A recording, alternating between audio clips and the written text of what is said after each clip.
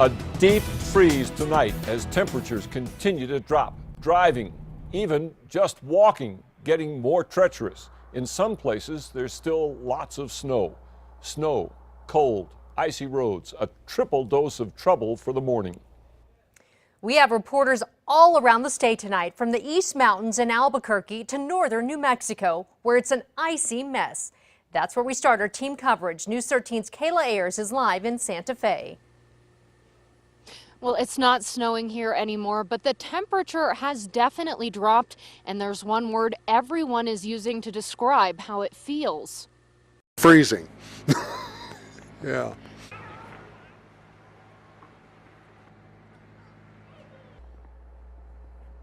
But of course, the cold does mean that road crews are still out working, salting and cindering as the dangerous black ice creeps in. In Glorieta, it was slow going this evening on the interstate where it's snow-packed and icy. I-25 was closed in that area earlier today because of the snow. People we spoke with say they're surprised by the amount of snow that fell. I didn't expect it at all. I thought they said 1 to 3 inches, and they didn't expect all this. And then going into town, the roads were really bad. Police responded to dozens of minor accidents today throughout the northern part of the state. We saw one car that slid down onto the median and others stuck in snow drifts on the side of the interstate. One of our photographers captured this video on I-25 near Santa Fe of a truck towing a trailer bed sliding helplessly across the ice. Now again, I-25 is open for now, but if you're heading out tonight or tomorrow morning, you're going to want to take it slow. Back to you.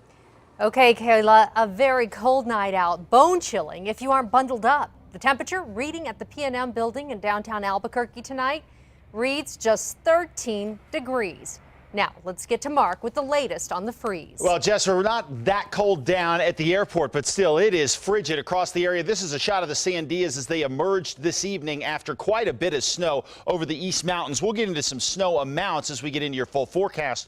But something interesting is going on here with our watches and warnings. We still have the winter storm warnings across the east and winter weather advisories. These are going to go away in just a little bit. But you see the blue up here in southwestern Colorado? That's the next round of warnings on the way for the next storm, which comes in on Saturday and Sunday. We'll talk about that as well. But for now, some pockets of light snow still holding on, but we're starting to push in dry air from the west. That's going to allow for things to quiet down throughout the night tonight, and it's also going to allow for temps to absolutely crater. Take a look here at the wind chill numbers across the area. We're at 14 below right now in Las Vegas with a ton of snow, 2 below Santa Fe, just 9 in Albuquerque. Coming up, we'll break down your full forecast with another storm on the way.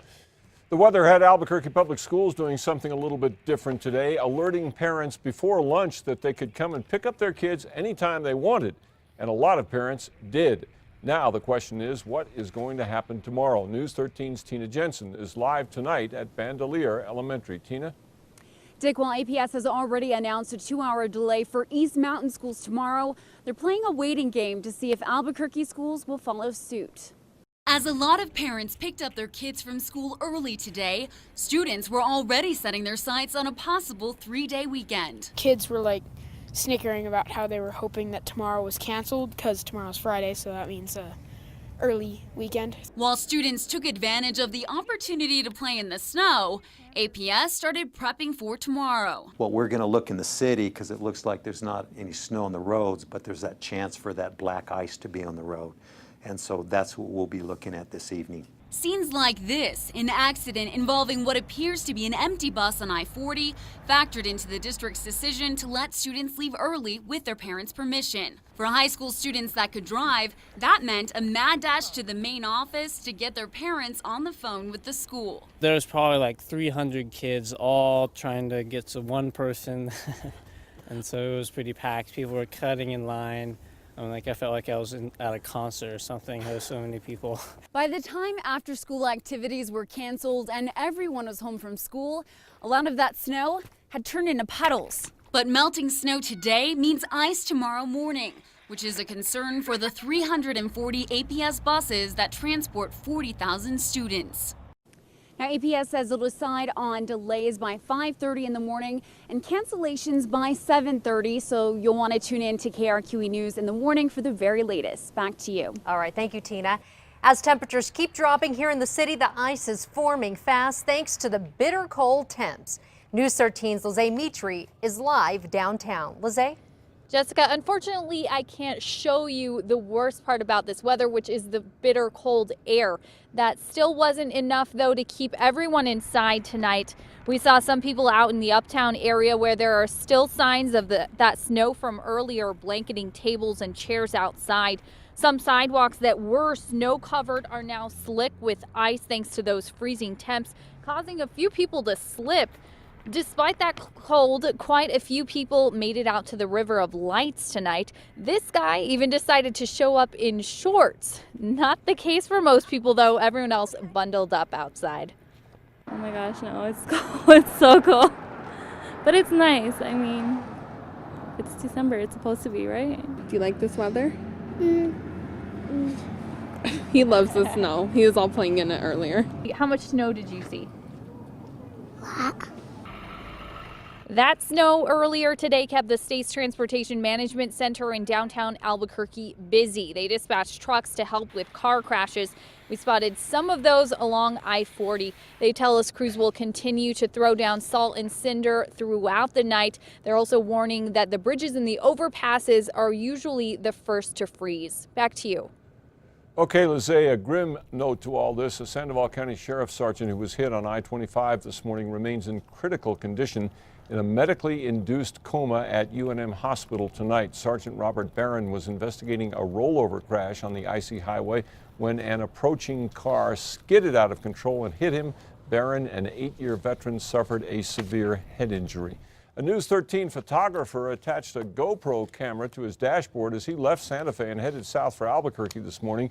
With the video sped up, you get a pretty good sense of how much snow was on the highway and how dangerous driving was on I-25 between here and Santa Fe for much of the day.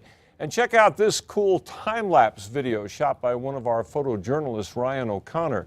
A neat shot showing the snow as it built up on his car throughout the day. I-40 to the east of Albuquerque has been dicey all day. Our cameras caught crashes, semis getting stuck, and a lot of snowy highway. Up in the mountains, the roads were covered. And shortly after they were plowed, they were covered in snow again. News 13's Amanda Goodman continues our team coverage from the East Mountains. Amanda?